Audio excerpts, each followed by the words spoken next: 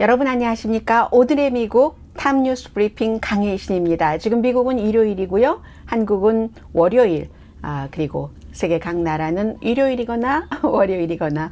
오늘 미국의 탑뉴스는 일요일에 오늘의 미국 탑뉴스 브리핑은 아무래도 뉴스가 조금 다른 월요일부터 금요일까지보다는 한산하다고 볼 수도 있습니다. 한산하기 때문에 어떻게 보면 정말 중요한 뉴스다라고 생각할 수도 있고요. 왜냐하면 평일에는 무척 많은 아이템들이 막 엮여 있어서 어떤 때는 사실은 차분히 전해드려야지 되는 것도 잘 좀 놓치게 되는 그런 경우도 있거든요. 왜냐하면 아이템은 많고 시간은 한정됐고 해서 오늘은 이제 그 트럼프 전 대통령에 대한 어떤 전환점이 아닌가 하는 생각이 들거든요. 말의 강도도 달라졌고, 그리고 그가 공화당과 다른 그 공화당 대선 후보들에게 요구하는 것도 분명해졌고, 방향도 마찬가지고, 또 우크라이나에 대해서 지원하지 말아라 하는 얘기도 있고요.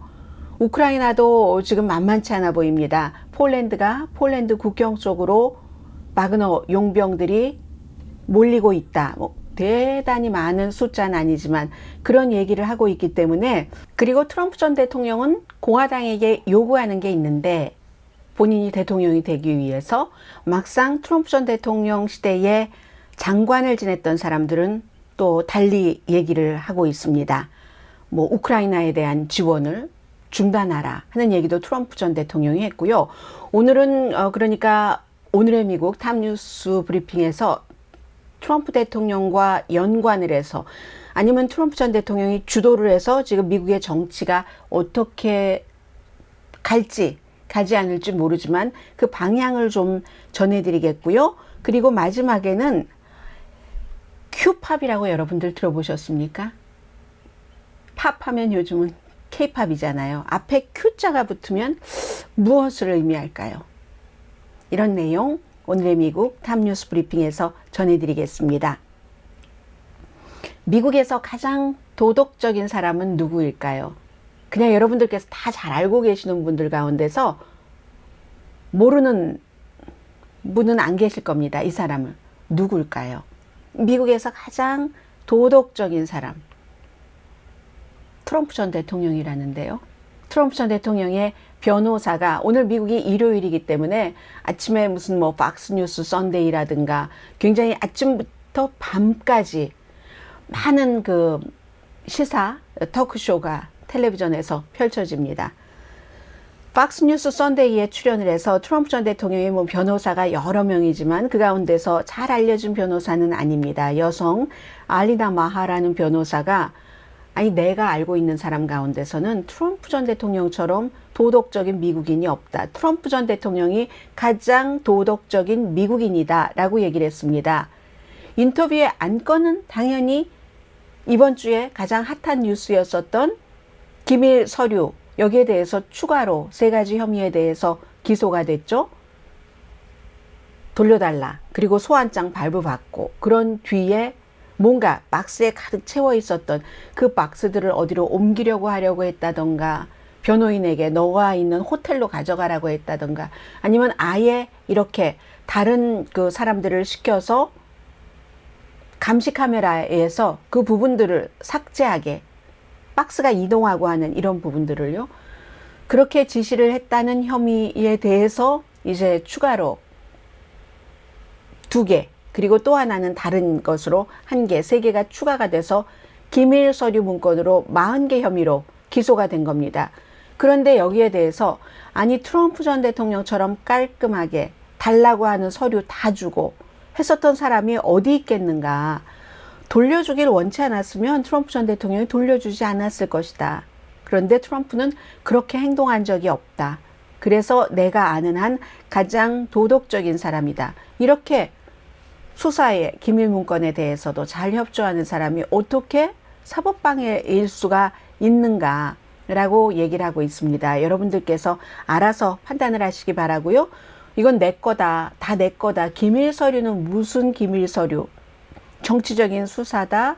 마녀 사냥이다. 나는 아무런 잘못이 없다. 라고 얘기하는 사람이 가장 도덕적인 사람이라고.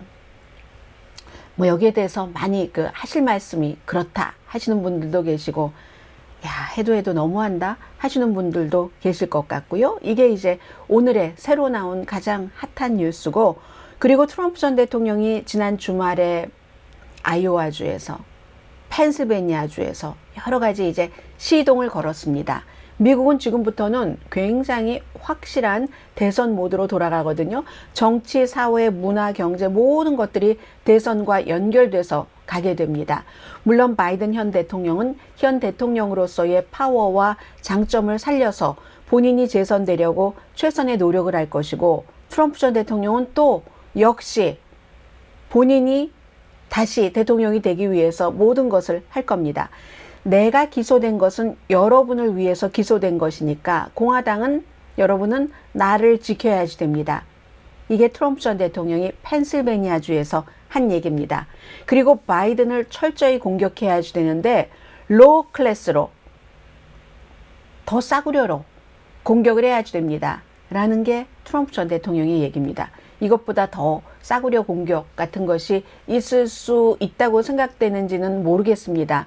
저는 미국의 정치가 이렇게 추접하게 돌아가는 것을 본 적이 없기 때문에, 본인들이 증거가 없는 것을 가지고 주장할 때도 너무 당연하다고 하고 내가 뭘 잘못했느냐고 이렇게 얘기하는 것을 본 적이 없습니다. 그런데 아무튼 더 그 로어 클래스로 가야지 된다라고 얘기를 했거든요. 공화당의 정치 라이벌들에게는 급진적인 미친 민주당이 나를 2번이나 탄핵을 했고 나를 기소했고 여전히 부정선거라고 주장을 합니다.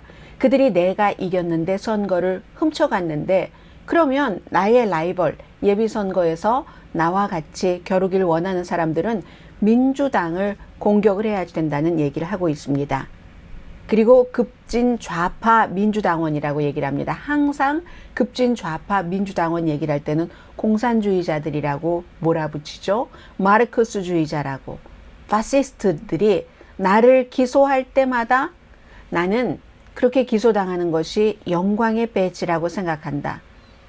조지아주가 지역구인 마조리 테일러 그린 의원이 온갖 추잡한 행위와 말로 소위원회 그 멤버 자격을 박탈당했을 때도 똑같이 말했습니다. 영광이다.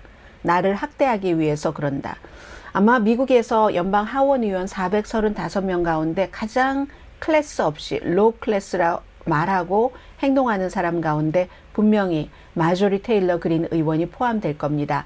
여러분들께서 조지아주에 살고 계시다면은 마조리 테일러 그린 연방 하원 의원의 정책을 지지하든 지지하지 않든 그것과 상관없이 평소에 의사당에서의 말의 처신, 의사당 밖에서의 개인 사생활, 이것보다 더 로우 클래스일 수는 없을 그럴 정도입니다.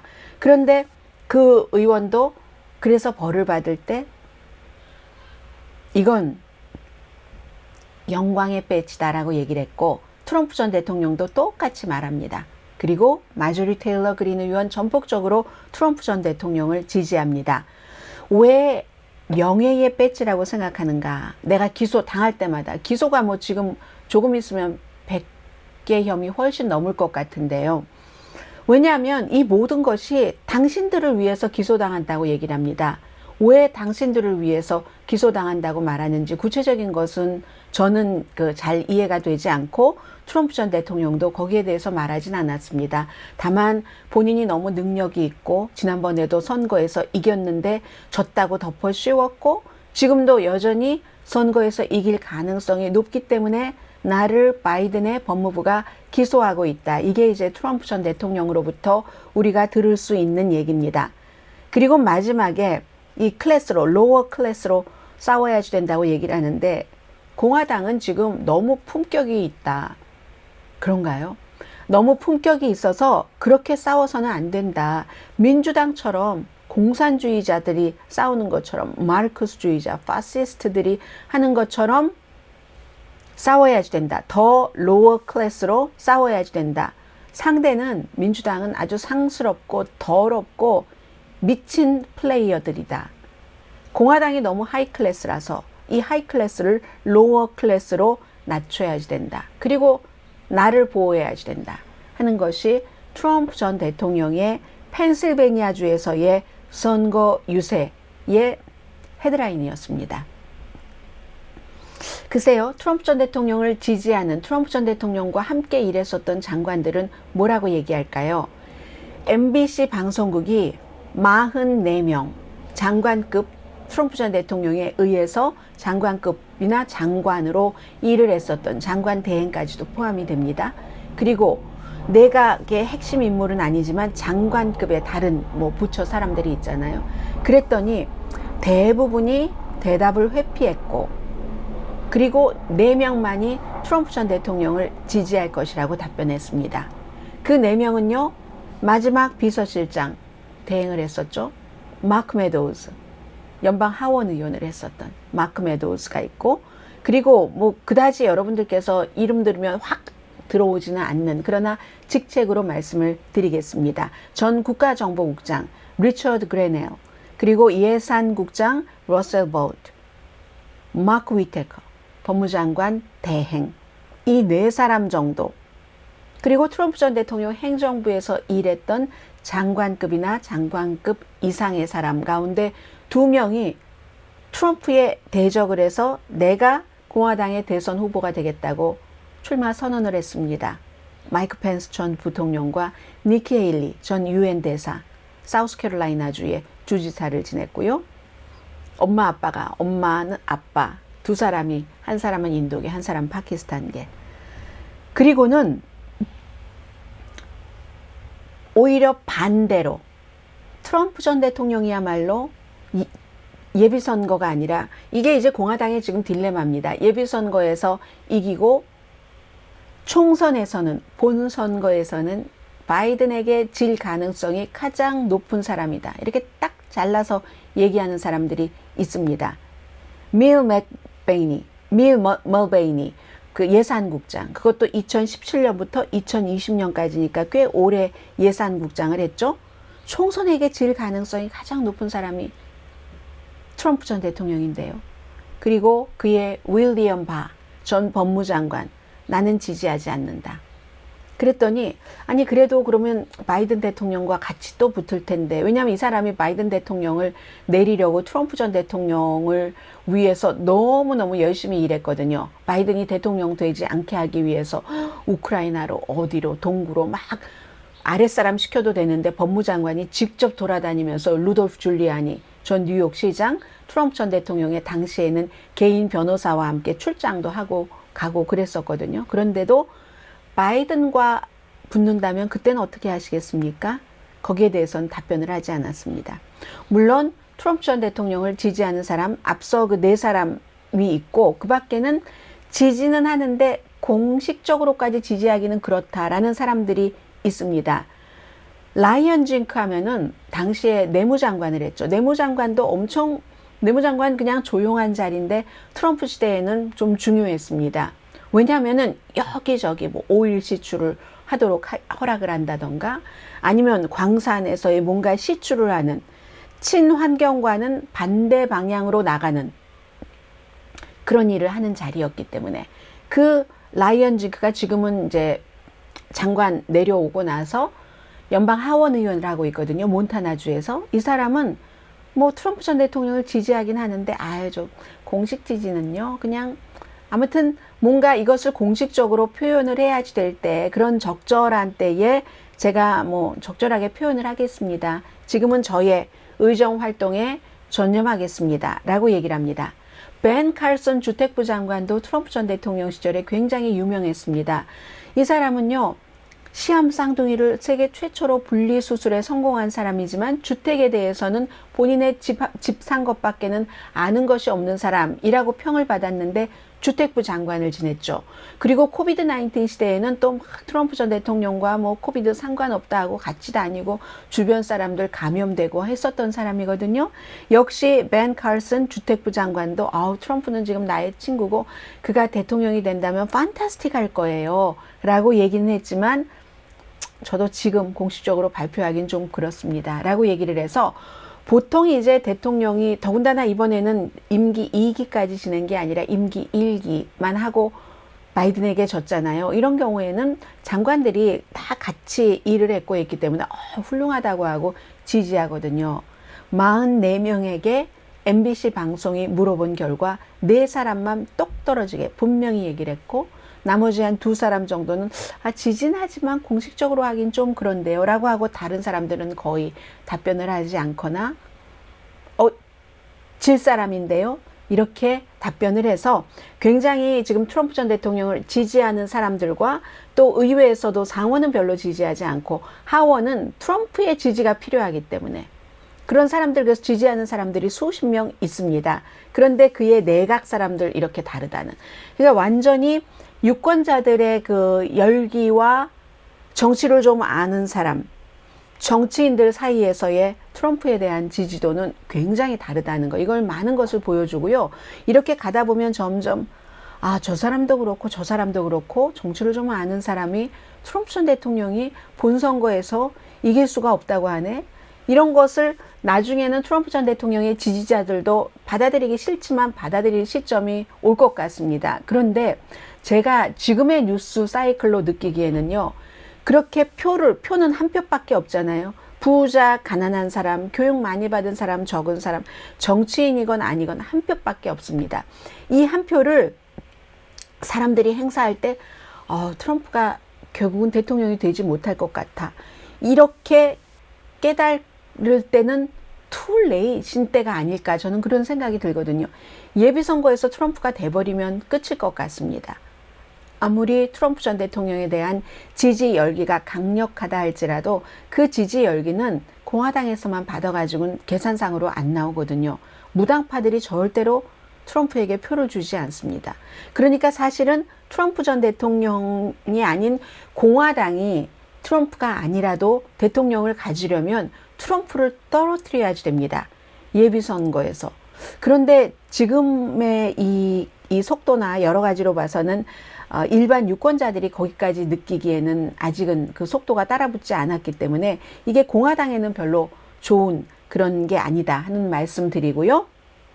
또 하나, 이건 뭐 누가 대통령이 되느냐에 따라서 상당히 달라질 수 있는 그런 문제인데, 트럼프 전 대통령이 우크라이나에 대한 모든 지원을 지금 중단해야지 된다라고 얘기를 했습니다.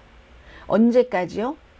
이건 이제 이 후자를 뒤에 뒷받침을 하기 위해서 그렇죠. 바이든의 아들 헌터 바이든과 바이든이 과연 우크라이나의 에너지 회사로부터 수백만 달러를 받았어? 이게 클리어 될 때까지. 지금 이 내용을 몇 년을 조사해도 증거가 없는데, 이번 주에는 공화당 하원에서 그냥 세컨핸드, 이 연방수사국이나 이런 모든 수사 주체는 모든 정보를 다 갖고 있습니다. 이 사람이 이 말하는 거, 저 사람이 저 말하는 거, 아주 확실한 증거가 있던 없던 다 가지고 모든 것을 조사를 하잖아요. 지금까지 5년 이상을 수사를 해왔어도, 트럼프 시대에 해왔어도 증거를 잡지 못했는데, 그것이 또 증거 없이 공화당에서 확 이번 주에 가지고 나왔는데, 그걸 들어서 트럼프 전 대통령이 이거 우크라이나에 대해서 그 아버지와 아들이 뭐 브리즈마라는 에너지 회사로부터 뭐 500만 달러인지 얼마인지를 받았다는, 이게 정확하게 가려질 때까지 우크라이나에 대한 지원을 하지 말아야지 된다라고 얘기를 합니다. 그 부통령 당시에 있었던 일이라는 거예요. 부통령 당시에 이것만 기억하시면 됩니다. 어떤 일이 있었냐면, 미국은 이제 많은 나라들을 관리를 합니다. 미국만큼 거의 비슷하게 어떤 분야에서는 강한 나라, 그러나 모든 분야에서 미국보다 약한 나라들도 관리를 하고 지원을 합니다. 특히 그 나라들이 적과 가까운 지정학상으로 그런 곳에 있으면, 그게 우크라이나였습니다.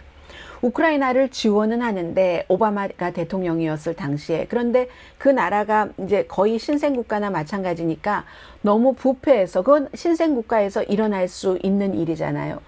너무 부패해서, 그렇게 부패하면은 우리가 지원을 할 수가 없다. 당시 10억 달러인가 그랬거든요. 그리고 그 부패라는 것은 항상 권력에서 나옵니다. 그게 우크라이나의 당시 검찰총장이었거든요. 그래서 오바마 대통령이 부통령이었던 바이든에게 그 역할을 줍니다. 이것을 알아서 모니터링을 하고 결론을 내려야지 된다. 바이든 대통령이 볼 때는 너무 그 검찰이 말하자면 부패하고 바이든 대통령뿐만이 아니라 그건 뭐 다 알려진 사실이니까. 그러니까 검찰총장을 내려야지만 우리 미국이 지원금을 보내겠다 했거든요. 그런데 지금 그 내용을 현재 공화당은 어떻게 말하고 있느냐면은 이 검찰총장을 내리는 것이 당시에 헌터 바이든이 바이든 그 부통령의 당시 부통령의 아들이 브리즈마라는 에너지 회사에 자문을 하고 있었는데 그 아들에게 좋기 때문에 그랬다라고 주장을 하고 있는 거거든요. 그리고 말씀드린 것처럼 이건 오바마 시대에도 조사를 했고 트럼프 시대에는 엄청나게 조사했습니다. 법무부에서도 또 상원 하원이 다 공화당이 다수당이었던 때가 있잖아요. 그때도 했어도 증거가 나오지 않았는데 또다시 증거 없이 이 같은 주장을 하는 겁니다. 빅터 쇼킨이라는 그 검찰총장이었었거든요. 너무 부패하기 때문에 해고해야지 된다. 그리고 요즘 많은 가짜 뉴스들이 많이 나오는데 제가 가치가 없어서 아직은 전해드리지 않고 팩트 체크가 필요한 시점이다 하면 전해드립니다. 뭐 바이든이 빅가이다, 뭐 돈을 받았네 안 받았네 하는 그런 것이요. 바이든 대통령은 수십 년 동안 정치인을 하는 동안에 뭐 부정부패의 그림자나 이미지는 없는 그런 정치인이기는 합니다. 그 전반적인 평가가. 그래서 아무튼 이 문제가 해결되기 전까지는 바이든이 돈을 받았는지 뭐 아들이 받았는지 알게 뭐야. 그거 해결되기 전까지는 우크라이나에 지원하면 안 돼. 그리고 또 하나. 미국이 우크라이나에 무기를 지원하느라고 미국의 무기 창고가 자꾸 줄어들고 있잖아. 이런 얘기를 했거든요. 근데 이거는 미국만 그러는 게 아니라 나토 국가, 다 유럽연합 국가 다 마찬가지입니다. 그만큼 러시아가 우크라이나를 잡아먹는 것을 막아야 되는 게 민주주의 국가들의 임무이기 때문에 그게 우크라이나를 위해서라기보다는 본인들 국가에 좋기 때문에 그래서 그러는데 우크라이나에 대한 재정 지원에 처음부터 반대했었죠. 트럼프 전 대통령은. 그리고 푸틴이 맞지. 이런 얘기. 또 하나는 내가 대통령이 되면 24시간 안에 이 전쟁은 끝낼 거야 라는 허무맹랑한 주장만 하고 있습니다. 그래서 트럼프 전 대통령이 된다면 우크라이나 전쟁이 장기화된다면 어떻게 될지는 훤하게 보입니다. 헬싱키에서 아니 푸틴이 얼마나 똑똑하고 천재인데 푸틴이 말이야 미국 선거에 개입하지 않았다고 하는데 어떻게 푸틴의 말을 안 믿어? 그 당시에 모든 미국의 정보기구는 거의 20개가 되는 정보기구는 푸틴이 어쨌든 힐러리 클린턴을 떨어뜨리려고, 왜냐하면 러시아와 힐러리 클린턴이 코드가 안 맞죠. 인권 문제 얘기하고 여권 얘기하고 하는데 그 러시아의 말하자면 그 인터넷 개입이 얼마나 트럼프에게 플러스가 됐는지 그건 알 수 없습니다. 그건 알 수 없지만 러시아는 프리고진 같은 사람을, 용병대장 같은 사람 시켜서 그렇게 했다는 거잖아요. 만들어서 파밍을 했다는 거잖아요. 온라인에서의 파밍을. 이제 어쨌든 그 부분과 최근에 헬싱키에서의 바이든 대통령이 블라디미르 푸틴을 비난한 것은 상당히 대조가 되는 일이고요. 지금 우크라이나는 2대의 우크라이나 드론이 또 모스크바를 빌딩을 공격했답니다. 이 4번째인 것 같아요. 그렇게 보면은. 그러자 이게 중요하죠. 푸틴 대통령이 또 핵무기를 사용할 수도 있다는 위협을 했거든요. 또 하나는 바그너군은 지금 폴란드 쪽으로 한 100명 정도니까 집결을 이렇게 한답니다. 폴란드 국경 쪽으로. 그러면 폴란드는 나토 회원국이기도 하고 유럽연합에 속해 있는 국가잖아요. 그럼 폴란드와 나토, 유럽연합 그리고 미국이 다시 러시아와 또 다른 긴장이 될 수도 있다는 얘기죠. 100명 이상이 국경을 쭉 둘러싼다는 건데 수발키라는 곳이랍니다. 폴란드, 리투아니아와 뭐 그쪽에, 그러니까 러시아, 벨라루스와 러시아와 다 연결돼 있는 뭐 그런 거잖아요. 이민자인 척하면서, 불법 이민자인 척하면서 폴란드 안으로 들어갈 수도 있다는 겁니다. 프리고진의 용병 바그너가. 왜요? 미국 선거를 2016년도에 교란 작전을 했었던 것처럼 폴란드 안에 들어가서도 교란 작전을 펼칠 수도 있다는 거죠. 뭐 100명 정도가 국경 인근에 있어서 뭐 싸움을 하겠습니까? 거기서 그건 아니잖아요. 그래서 폴란드 내부를 불안정하게 한다. 이런 쪽. 폴란드 군도 동쪽으로 지금 이동을 하고 있는데 우리 국경은 안전합니다 하는 것을 국민들을 안심시키는 것은 여전히 하고 있고요. 그 사이에 예브게니 프리고진이 탁하니 세인트 피터스버그에서 본인의 식당이 있었던 곳, 푸틴이 부시장을 지냈던 곳, 다 고향이었고 이 사람들의 거기에 덕건이 등장을 해서 푸틴이 주도한 아프리카 러시아 정상회의에서 푸틴의 중앙 아프리카 대사와 함께 덕건이 사진을 찍었어요. 그 정상회담이 열리고 하는 그 호텔에서. 그래서 BBC 방송이 프리고진과 바로 이 대사, 그리고 뒤에 배경, 호텔, 그리고 이 대사가 이렇게 메고 있는 뭐 태그를 메고 있는 끈 같은 것 있잖아요. 이게 이번 것이 맞느냐. 99% 이 세상에 100%는 없으니까 99% 프리고진 맞다. 그렇게 반란을 일으켰는데도 그렇게 이제 딱 그만큼 아프리카에서도 뿌리 박은 게 깊은 겁니다. 중앙아프리카 공화국 자문인 프레디 마프카와 함께 대사와 함께 사진을 찍어서 이 대사도 엄청 아주 그 덩치가 좋네요. 프리고진도 만만치 않은 사람인데 프리고진이 굉장히 작아 보이네요. 이 사람 앞에서. 자, 이런 일들이 있어서 우크라이나 쪽도 지금 심상치 않게 러시아도 마찬가지로 술렁거립니다. 아니 푸틴은 처음에 반란이 일어났을 때는 아니 와그너 용병에 우리가 뭐 10억 달러 이상을 줬어 뭐 지난해만 해더라도 이렇게 얘기를 하더니 또 나중에는 프리고진을 어떻게 하려고 하는 듯 시사하는 것처럼 용병 자체가 또 없다고 얘기를 하다가 지금은 이게 푸틴이 주도하는 이 정상회의에 프리고진이 떡하니 등장을 했잖아요. 여러 가지가 프리고진은 아직까지 힘이 있고 실력이 있는 거죠. 용병을 다루는. 그리고 그 용병이 너무나도 잔인해서 정규군이 할 수 없는 것을 하고 있는 것이고. 그래서 그런 그 불안정, 러시아의 불안정과 프리고진과 푸틴이 다시 손을 잡았다는 것은 우크라이나에도 그다지 좋은 뉴스는 아니죠. 자, 오늘의 미국 그 탑뉴스 브리핑은 여기까지인데요. 제가 하나의 이건 보너스인가요? 저만 몰랐습니까? 저는 큐팝이라는 것을 몰랐고 지금 이 뉴스를 전해드리기 위해서 유튜브를 통해서 봤습니다. 페루 원주민 출신의 가수인데 이거 좀 러시아와 연관이 되는데요.